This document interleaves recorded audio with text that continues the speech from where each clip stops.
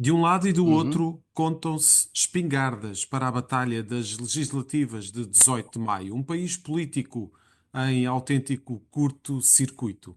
Lá fora, o destino da Ucrânia joga-se numa chamada telefónica de hora e meia entre Trump e Putin, em que coube um pouco de tudo, até a possibilidade de se organizarem jogos de hóquei entre equipas russas e norte-americanas. Venha daí, vamos deslizar até ao episódio 168 de Maquiavel para Principiantes, um podcast do Jornal Económico da autoria do especialista em comunicação, Rui Calafato. Olá, Rui, muito bom dia. Estamos a gravar a uma quinta-feira Olá, bom com dia. sondagens, um cenário político, o Parlamento dissolvido, é verdade, a partir de hoje. Como é que vês todo este frenesim, 2 meses das eleições? Bom dia a todos. Primeiro uma nota, eu na semana passada não tive mesmo disponibilidade de gravar, também houve um dia que vocês não podiam, que era o único que eu podia. Por isso só essa pequena nota com consideração pelas pessoas que tive várias mensagens a perguntar se não havia o programa, foi isso que aconteceu. Também acho que adivinham porque eu tive muito tempo, vários dias, até quase horas e horas e horas de televisão e portanto tive mesmo pouca disponibilidade. Vamos, então, sobre estas questões, eu acho, primeiro, cada vez eu vou falando com pessoas, tive ali este mês de fevereiro, para mim eu tive ali muito já. Depois, agora em março, ainda nesta fase, tinha estado a falar, como vocês já sabem, eu não acredito muito em sondagens, são tendências, Uhum. confio muito nos meus instintos, na minha intuição, na minha carreira profissional, e depois gosto de falar com pessoas de todo o país. Às vezes amigos meus por telefone, olha lá, o que é que se passa por aí, o que é que achas desta crise e tal. E vou ouvindo, esta semana eu estive fora, estive em Sesimbra, este fim de semana, perdão, e portanto fui falando com mais gente já esta semana. Há uma tendência que eu acho que todos nós, qualquer pessoa que esteja a ouvir e que não seja um grande conhecedor da política, mas que tenha gosto em ouvir estas coisas e a parte das sugestões culturais, etc., que acho que a tendência é que a abstenção pode aumentar. Porque isto é uma descrença total, que é ao fim de um ano, menos de um ano de tomada de posse, um ano de vitória eleitoral, aliás, estamos com eleições. Eu há muito tempo que eu vos tinha dito aqui, portanto vocês sabem bem, que aliás até foi curioso, na sexta-feira passada eu vi um artigo do Ricardo Costa que era Itália anos 80. Bem, eu acho que Sim. vocês sabem que eu desde 2023 que se falava, portanto, desde novembro de 93, quando caiu António Costa, e se soube que íamos para eleições, eu sempre disse que poderíamos cair numa espécie de italianização do regime. Foi uma expressão que eu usei e Ok. continuarei a usar. E, portanto, para quem não sabe, italianização do regime, porque ali naquela fase entre 1900 e 1992, que é o ano que marca com a Operação Mãos Limpas, do António Di Pietro, nesses 22 anos houve 14, alguns duraram menos de 6 meses.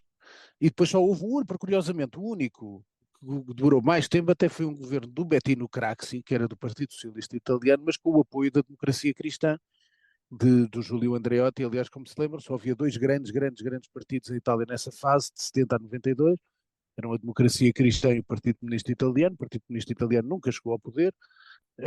Depois houve até uma altura, quando cai e falece o seu líder, Enrico Berlinguer, quando vem a sucessão, houve uma grande crise dentro do PC italiano, porque o seu sucessor chamava-se Achille Occhetto. Eu estou a falar tudo de cor e salteado, sei esta história política de Itália, do que se chamava Achille Occhetto, e que teve depois uma grande dúvida existencial no seio do Partido Comunista Italiano, que era representada depois por um filme, foi o Palombella Rossa, do Nanni Moretti, que aconselho a ver, em que o Nani Moreira era do Partido Comunista também. Portanto, a dúvida, a metáfora da dúvida é quando ele está a rematar, ele é jogador de bola 4, e que na dúvida, enquanto está a rematar, não sabe para onde é que há de rematar, se para a esquerda ou para a direita.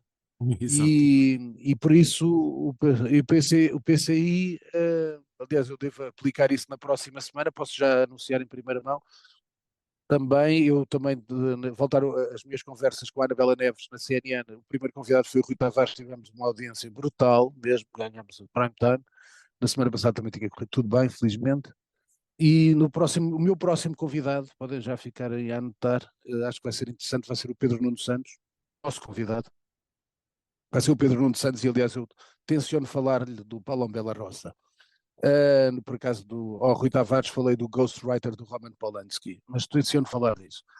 E portanto nós corremos o risco de ter muitos governos agora, e é o Primeiro-Ministro, o Presidente da República chama-lhe os miniciclos. Os miniciclos são a italianização do regime, portanto vai haver esta questão. E pode haver o quê? Pode haver vários cenários, mas é um cenário que assenta naquilo que me parece é na grande abstenção. Poderemos ter um valor alto de abstenção, porque as pessoas estão cansadas de outra vez. E depois, imagina, pode ganhar Luís Montenegro, porque há uma sondagem que diz Montenegro em queda, apesar de em queda, mas continua na opção, e eu escolho sempre isso, quando nós vamos votar, só temos um partido pequeno e queremos fazer um protesto, ou queremos achar que estamos antissistema e vota cega, ou não queremos votar no PSD, mas queremos votar à direita e vamos para a Iniciativa Liberal, no PS a mesma coisa, ou se vota no LIVRE ou no Bloco, mas a verdade é que depois escolhe. A grande escolha é sempre como candidato a primeiro-ministro, portanto, ou Luís Montenegro, ou Pedro Nuno Santos. E a verdade é que, apesar de os danos reputacionais terem quistado muito a imagem e a relação dos portugueses com Luís Montenegro, na pergunta em qual dos dois tem mais confiança para primeiro-ministro, Luís Montenegro 34% e Pedro Nuno Santos 28%, segundo a sondagem da Aximage. Portanto, tem 2 meses Pedro Nuno Santos para criar a imagem de primeiro-ministro, e julgo que este trunfo de, neste momento, ainda ter mais confiança do que Pedro Nuno Santos, será de facto o grande azimuth da campanha de Luís Montenegro, será efetivamente mostrar que é melhor primeiro-ministro. Ora bem, o problema é que de facto depois nós vemos os resultados quantitativos, mas o PS está à frente do PSD em várias sondagens. O Chega com 16%, por exemplo, na sondagem da GFK para o Correio da Manhã, o que está lá quase nos 18% que teve, e há um partido que, esse sim, em todas as sondagens, se está a consolidar, com um resultado ali entre os 7% e os 8%, que é a Iniciativa Liberal, que eu acho que poderá ter um crescimento face a 2024. Agora, continuam estas coisas, assuntos, estas nebulosas em torno de Luís Montenegro. Continua sem explicações várias coisas. Agora caiu a questão da casa de Espinho, onde afinal aquela encenação com o dossiê, afinal caiu em saco roto porque depois os dados não foram dados à Polícia Judiciária. Depois há a questão da Casa de Lisboa, onde para mim há um dos temas que para mim é uma anedota. Isso tenho que o dizer. Que é, não sei se viram, há 2 dias houve notícias que um chefe de gabinete do vereador do urbanismo acompanhou a vistoria da Polícia Municipal Por cortesia. às obras do duplex que Luís Montenegro. Ora, aí está. E depois a justificação foi que foi por cortesia. Quer dizer, eu convido qualquer pessoa que me esteja a ouvir, que mora aqui em Lisboa, a fazer obras no prédio, telefonar para o Presidente da Câmara de Lisboa, a ver se ele oferece alguém por cortesia. E este é que é o problema. Mais uma vez, e sinceramente isto até nem bate com a imagem que as pessoas têm do Carlos Moedas. Carlos Moedas é uma pessoa que, como tu sabes, e como sabem, foi dito por inúmeras pessoas, que fez um mandato fantástico como comissário europeu, um tipo moderno. Que estudou, trabalhou no Estado de França, Estados Unidos. Quer dizer, e depois cai aqui nas piores práticas portuguesas, das Nestes tiques à cortesias. Isto é portuguesa, uma não é? porcaria, desculpa lá. Sim, pois, mas isto é que não é nada, está a ver? E, portanto, esta da cortesia, pelo amor de Deus, isto é algo para passar. Depois, nós já vemos, e passando já para outros temas têm a ver com isto, é que o PS começa agora a escolher já as suas listas com um problema. É que ninguém estava à espera destas eleições, a verdade é essa, e portanto houve alguns nomes fortes que o PS tinha e que estava a lançá-los para câmaras municipais. Só que Nomeadamente agora Alexandra vai Leitão, não é, excluir Rui? candidatos autárquicos. Ora, aí está, exclui candidatos autárquicos da lista de deputados, nomeadamente Alexandre Leitão, mas que já disse, acho bem, dizer que a sua prioridade é Lisboa e, portanto, não irá nas listas. Um caso que, por acaso, é bizarro, que é, já estava mais ou menos no terreno, que ainda não tinha sido anunciado oficialmente, que o candidato a Cascais era Marcos Perestrelo, afinal Marcos Perestrelo prefere ser candidato a deputado para poder tentar ser Presidente da Assembleia da República e, portanto, agora o PS cai o menino nas mãos e precisa de arranjar um outro candidato à Câmara de Cascais. Por isso, este é um dado muito interessante. Também vamos ver quem são os candidatos a deputados pelo PSD, e por isso julgo que vão ser tempos agora muito loucos, e depois vão começar ainda não está fechado, isso não vos posso dizer, aquela questão daquelas maluqueiras habituais dos debates, que são alguns 30 debates, 20 e tal debates, que é um cansaço para todos. Certo. Alguns são bons, como é evidente, agora estar a comentar todos os debates, alguns chatice. E por isso julgo que vamos ter. Nós temos um problema que é, e este passa e entronca para o outro que eu vou passar. Uhum.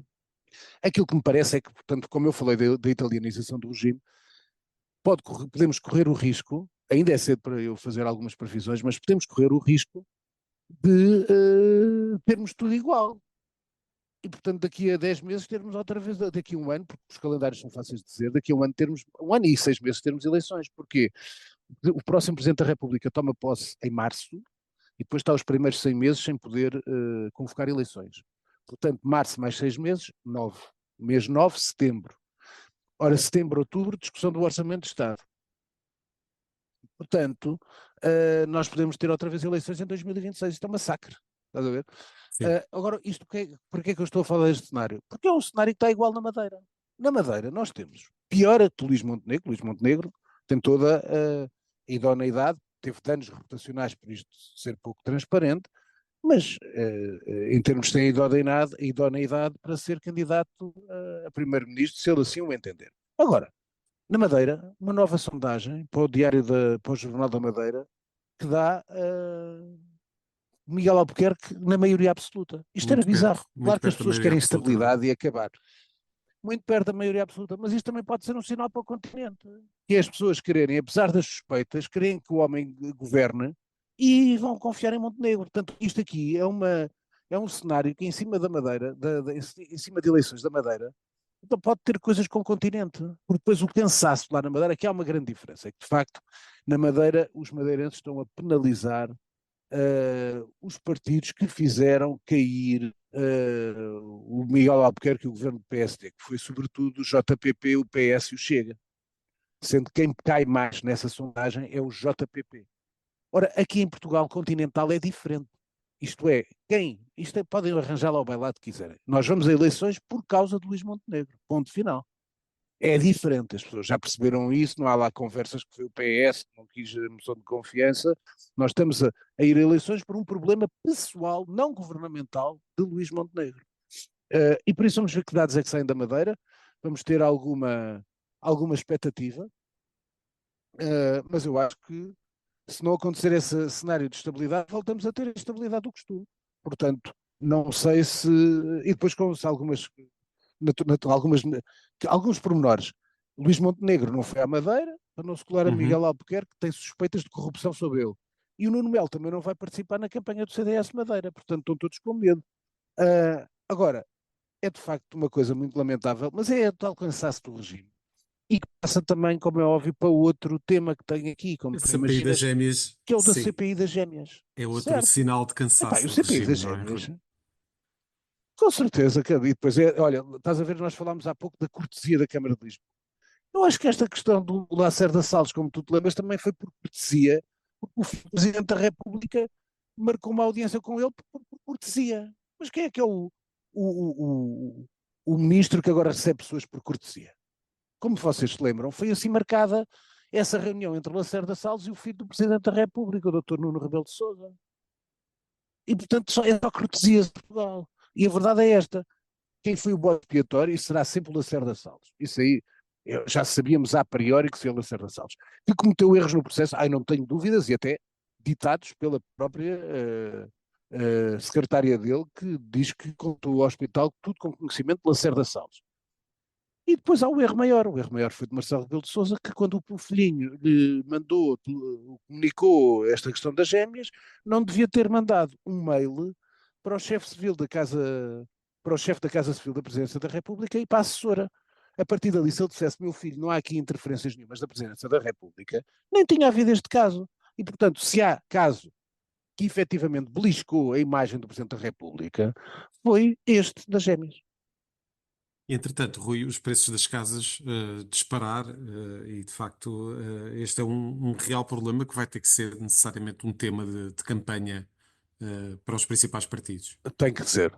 Tem que ser. E há dois temas que eu acho que vão ser tocados, pois a esquerda já avisou, a Mariana Mortágua já avisou, também queria fazer, o PS também já está a dizer. Há duas notas. Uma é em março, agora no final agora de março, pode ser ainda maior o caos nas urgências dos hospitais, que já estão a funcionar mal.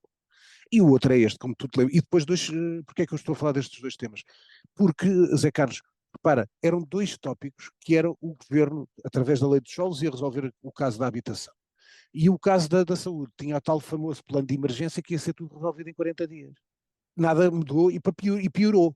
E no Exato. caso da habitação, a verdade é esta, meus amigos. O preço das casas disparam quase 14% no último ano. Todas as casas continuam a aumentar.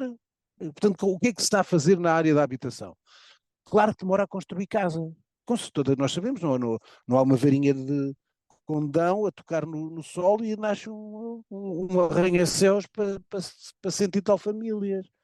Demora tempo, mas quer dizer, as pessoas não notam o trabalho que está a ser feito. E continuamos isto com estas casas, portanto nós vivemos em Portugal quase no luxo, isto aqui a questão é essa, que estamos quase no luxo asiático de outros países É. e portanto acho que é uma coisa inacreditável. É o maior aumento desde setembro de 2023. Entretanto, lá por Uhum. fora, Rui, tivemos o famoso telefonema de Trump a Putin sobre a paz na Ucrânia. Zelensky a resistir aqui um pouco àquilo que são os termos da paz ditados por alguém que não se senta à mesa. Zelensky, neste caso, não se está a sentar à mesa com Trump e com Putin. E até já há quem diga que normalmente quem não está sentado à mesa é porque faz parte do menu. Sim, isso é uma frase já É foi o caso de dita, sim. Zelensky. Sim, sim, eu repara nisto. O que foi sobre a questão do que se está a passar lá, eu sempre vos disse aqui, as coisas vão ser resolvidas. Uh, agora, quem sai a perder, naturalmente, em termos de soberania, território, etc., naturalmente vai ser a Ucrânia. Agora que vai haver paz, eu não duvido. Até lá chegar pode ser mais algum tempo, mas vai depois. Meus amigos, isto para Trump é um negócio, não é? The Art of the Deal. Escreveu ele, era o livro dele. Isto é negócio, puro e duro. E, portanto, repara, conseguiu que o Putin não atacasse durante 100 dias as questões, a parte energética da Sim, os Ucrânia, alvos tudo ok. energéticos, Os alvos exatamente. energéticos. Depois, isso foi conseguido, é bom para haver alguma. Depois, repara nisto, era os solos raros, era os metais preciosos, Uhum. e agora já vamos na questão das centrais nucleares ucranianas, dizendo que os Estados Unidos podem ajudar, podem salvaguardar e que têm mais know-how. Portanto, negócio, sempre foi isto. Então, não há alguém se lembra, só algum tantã que anda a navegar em algum sítio qualquer e alguns continuam, mas isto foi feito desde o início. Agora, qual é o lado bom que agora até alguns já críticos de Trump dizem? O lado bom é que, de facto, Trump, com esta atitude, obrigou a União Europeia a fazer algo que nunca fez em décadas, que é a pensar na estrutura de defesa, numa Uhum. defesa comum, e portanto tu vês, há coisas que me parecem exageradas, por exemplo, neste novo livro branco, neste documento que depois vai dar a asa a poder haver investimentos de 800 mil milhões de euros, a senhora Callas, estoniana, diz que defende, e neste livro branco defende-se que era um mercado único da defesa para fazer frente à Rússia e aos Estados Unidos. Ora bem, por isso, isto entronca tudo no mesmo, por isso é que Macron, ao mesmo tempo, dá um grande impulso à produção de armas em França. Mas a verdade que seja dita é que neste momento a União Europeia, mesmo que todas as fábricas de armamento comecem a dar o seu máximo, ainda não tem a capacidade de fornecimento que têm os Estados Unidos e mesmo a Rússia. E, portanto, é algo que depois falta uma questão de estratégia. Falta a questão de estratégia sobre como vai ser feito, porque eu também sempre disse, até usei esta fórmula que criei, que é, para Trump, a NATO é um custo, não era uma prioridade. E, portanto, Trump, desde o início, tem dito, meus amigos, vocês têm que aumentar o vosso orçamento de defesa. Vocês têm que contribuir mais para a TAP porque eu não estou para estar a bancar. Foi sempre isto que Trump disse, desde o início. Depois dizem, há aqui uns palermas que eu às vezes vejo na televisão a comentar, e os nossos valores, e não sei o que, não sei o que mais. Oh, meus amigos, têm que pensar que o Trump não está para agradar aos europeus. O Trump tem um Foi eleito eleitorado. pelos norte-americanos. Ele foi Claro. eleito pelos norte-americanos. Acham que os norte-americanos desempregados estavam a gostar das embalagens de dinheiro e de munições e de armamento para a Ucrânia e sem ter apoios e sem ter a economia a fluir, pois o Trump não vai fazer isso. Foi isto que ele prometeu em campanha. O Trump não é presidente de todos os europeus, é presidente de todos os norte-americanos.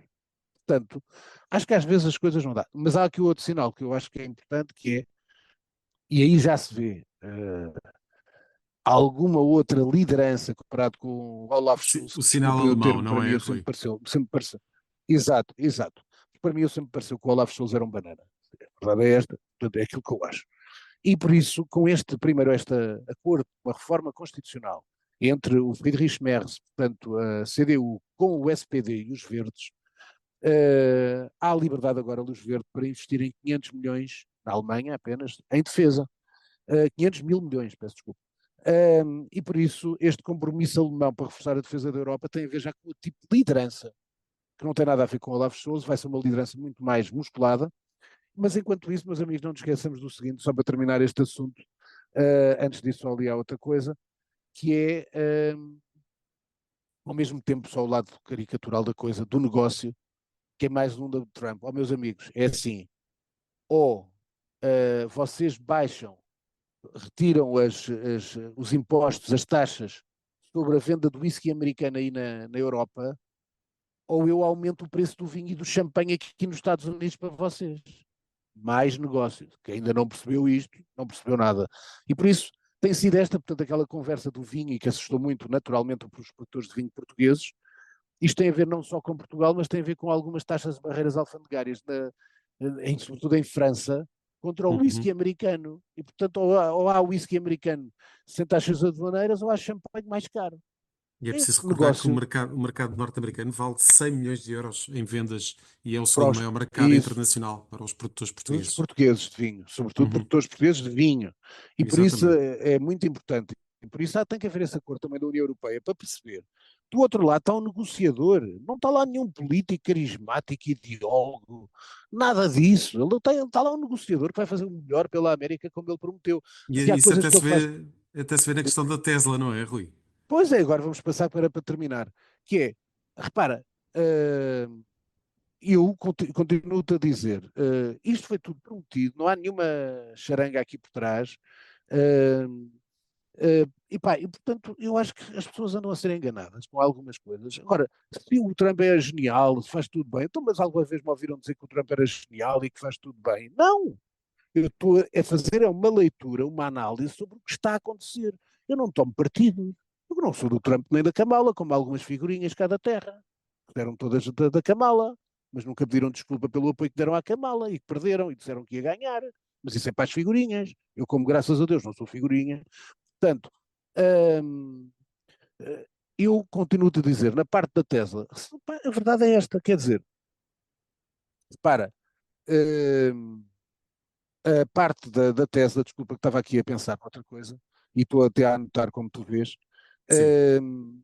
o Elon Musk tem estado a mexer-se e tal o famoso departamento para a eficiência estatal, que Uhum. não sei se já repararam, foi ontem anunciado também pelo Rui Rocha para a Iniciativa Liberal, que diz que não é do motosserrismo, do Milei, mas que este departamento de eficiência orçamental do Estado e orçamental vai fazer. Portanto, isto é do Trump e do Elon Musk. A verdade é esta, meus amigos. E, portanto, agora o que é que está a acontecer? A verdade é que a Tesla está em quedas, tem protesto na rua, perdeu, o Elon Musk, para as pessoas não terem noção, perdeu 130 mil milhões desde dezembro, porque depois há uma coisa que Elon Musk pode ter todas as. Pode fazer aquilo que lhe apetecer, mas há uma coisa que eu já sei: é quando os empresários expõem muito, o seu negócio prejudica-se. Pode crescer um pouco no início e tal, depois, se há excesso, o negócio prejudica. Querem um exemplo bom? Um tipo também um pouco bizarro, também com gostos pelas letras e tal. Aliás, fica já recomendado para vocês, quem quiser ver, fica antecipada a sugestão, que lembram-se do Ike Batista, que chegou a ser o homem mais rico do Brasil e um dos homens mais ricos do mundo. O Ike Batista acabou preso. E há um filme brasileiro, podem ver na Netflix, sobre o Ike Batista, mas eu recomendo antes que vejam as histórias do Ike Batista, porque quando se começou a expor e a meter em outros negócios, para lá daquilo que era o seu campo de atuação, aquilo foi tudo abaixo. E, portanto, o que está a acontecer com o Elon Musk é que, se calhar, estas conversas de intervenção nas redes sociais, na parte política, efetivamente não lhe estão a correr bem para o negócio. Esta é a realidade. Ui, eu gostava de terminar com a palavra censurada pela administração Trump. Sim, é que esta, repara, uma das palavras censuradas é mulher. Portanto, imagina, investigação, médicos de Harvard que se queixam porque depois a investigação, por exemplo, do câncer de mama, que é essencial, depois não se faz, porque são algumas das palavras censuradas. Por isso é que eu digo, se o Trump faz tudo bem. Não. Acho que o Trump tem inúmeras bizarrias como o Elon Musk. Esta é uma delas. E aí está uma crítica que se tem que fazer. As pessoas livres fazem críticas quando as coisas são boas, quando as coisas são más, e elogiam quando as coisas são boas. E depois tentam analisar o melhor possível. Agora, esta questão de eliminar, censurar a palavra mulher é algo perfeitamente inaudito. Absolutamente bizarro. Rui, partimos para as tuas sugestões culturais desta semana. Olha, sim senhor, eu primeiro quero dar só uma nota, já foi da outra semana, mas eu não gravei. Sabem que eu já vos contei, eu não, nunca fui muito do rock, gosto muito do pop dos anos 80, mas sempre gostei mais do funk e soul, sempre foram as músicas que me inspiraram. Uhum. E portanto morreu, eu ainda tive a ocasião, morreu com 84 anos, na semana passada, no final da 2 semanas. Morreu o Roy Ayers, que era um vibrafonista, que tem aquela canção que toda a gente sabe que é o Everybody Loves the Sunshine. Eu ainda tive a oportunidade e a sorte de ver cá, ele veio cá a Portugal, ao Lisbon, Jardim Sonoro, ali no Parque Eduardo VII. Com ao final da tarde, já tipo em pôr do sol, foi uma coisa espetacular, ele já com 70 e muitos anos, e portanto o Roy Ayers foi das músicas que mais influenciaram o meu estilo de música, e portanto se puderem ouvir o melhor disco dele, chama Ubiquity, podem procurar porque vão ganhar o vosso tempo. Relativamente às outras sugestões, meus amigos, quem gosta de desporto, 2 séries, eu já vos tinha falado quando ela foi anunciada, já a vi, na semana passada não pude comentar, o Drive to Survive da Netflix, que é sobre a nova temporada de Fórmula 1, tem que aparecer sempre um boneco qualquer, eu fiz um texto, não posso aparecer um boneco, não, agora é pouco genuíno, é muito feito para a Netflix. Meu amigo, eu prefiro que seja feito para a Netflix do que não ser feito. Eu voltei a gostar de Fórmula 1, graças àquilo continua a ser uma série espetacular, e este ano tem histórias fabulosas, a história da saída do Lewis Hamilton para a Ferrari, a carta de despedida do Toto Wolff para ele, a questão do assédio sexual do Christian Horner da Red Bull, o ressurgimento, renascimento, aliás, já com o primeiro grande prémio da Austrália, com a vitória da McLaren, com o Lando Norris, a ressurreição da McLaren, que há 18 meses era a pior equipa da grelha e passados 18 meses ganha o Campeonato do Mundo de Construtores, portanto um trabalho fabuloso do Zac Uhum. Brown, que é uma figura de facto do caraças. E a outra série que eu vos recomendo, está na Max, que é sobre quem gosta, a minha geração, eu era grande fã do Larry Bird e dos Celtics Boston. Grande Portanto, é jogador. uma série portanto, não sei se já viram, que é na Max, está lá uma série sobre os Celtics e a sua relação com Boston. Portanto, com o basquetebol, Bill Russell, o Larry Bird, todos os craques mais atuais agora, recomendo muito, está muito bem feita.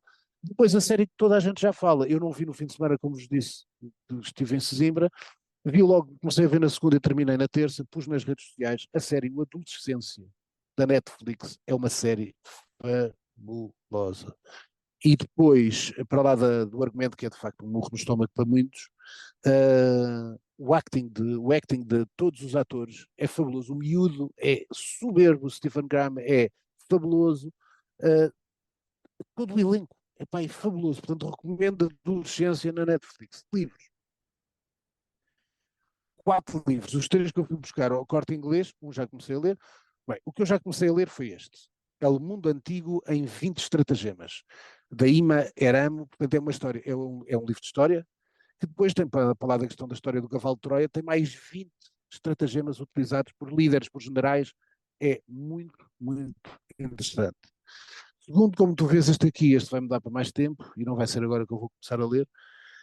Chama-se Los Escorpiones, que é da Sara Barquinero, foi considerado pelo El Mundo o melhor livro de 2024. Portanto, eu tinha muita curiosidade, duvido que seja editado em Portugal, e, portanto, aqui está ele. Terceiro, este vou ler este fim de semana. Meus amigos, já está nos tops, como é óbvio, do coisa. Aliás, eu até quando fui ao Corte Inglês, sugeri o Corte Inglês comprou logo para eles, porque já tinham, quando eu fui encomendar, já tinham 15 encomendas deste livro, portanto vai ser até aqui, vai vender em Portugal. Chama-se, eu vou traduzir em português, O Espanhol que Enamorou o Mundo. É do autor é do Ignácio Peiró, E quem é o espanhol que enamorou o mundo é Júlio Iglesias. Uma biografia, mas em pequeno, é um livro pequeno, não é livro de bolso, é um bocadinho maior, são 300 páginas, mas eu, como estava, eu recomendei há muito tempo, até utilizei no meu livro, Os 10 Mandamentos da Política, um livro que se chama Hey, a estratégia de comunicação e de marketing da conquista do mercado americano por parte de Júlio Iglesias, portanto tenho grande consciência tenho grande confiança que este livro vai ser bom. Uhum. E por último, o livro que eu pus nas redes sociais que li no domingo, é um livro que tem 150 páginas por aí, e é onde vai ser um dos melhores livros do ano, foi o Booker Prize 2024, é da Samantha Harvey, chama-se Orbital, e portanto eu recomendo-vos, este livro é sublime, é um livro, isto é passado como orbital, portanto estão a ver, é uma estação espacial, mas o mundo cá em baixo, os relacionamentos com as pessoas cá de baixo, as notícias de como nós somos tão pequenos no universo e a importância que é que a Terra, ao fim e ao cabo, a Terra, o nosso planeta, tem para nós. Este livro é sublime, será com certeza um dos melhores de 2025, ganhou o Booker Prize 2024. Para terminar, E fechamos com a pergunta da semana. a pergunta da semana é quando é que acaba o espetáculo de José Sócrates. Quer dizer, Mais um foi episódio esta semana. decidido, mais um episódio. Portanto, primeiro ele não apareceu, acho que ainda não apareceu, acho que podia fazer isso. Foi decretado, foi decidido que é para dia 3 de julho o início do seu julgamento. O problema qual é? É que 3 semanas depois 15 dias depois começam as férias judiciais. Isto, não se compreende isto. Estamos em março. Ninguém compreende porque é que começa em julho, depois há férias judiciais e depois passa para setembro. E andamos nisto há mais de 10 anos. Isto é perfeitamente inarrável. Mas é a tal coisa que é, para todos os portugueses, José Sócrates já é culpado. Mas a verdade é que os tribunais primeiro têm que julgar, têm que acusar, têm que julgar e têm que deliberar, têm que sentenciar. E só depois é que as pessoas estão culpadas. Nós todos temos a percepção do que fez Sócrates. Todos temos. E pelo menos temos uma coisa, ó Zé Carlos, sabes qual é? Eu digo para ti, mas digo para todos. É que pelo menos ficámos a saber que todos nós gostaríamos de ter o nosso melhor amigo fosse como o Uhum. Carlos Santos Silva. E levámos Porque é todos de a facto um fasquia, grande não amigo. foi? Sim, eu, neste momento agora qualquer amigo meu que me deu um presente, um livro, eu digo que é pouco. Eu precisava de uma casa em Paris.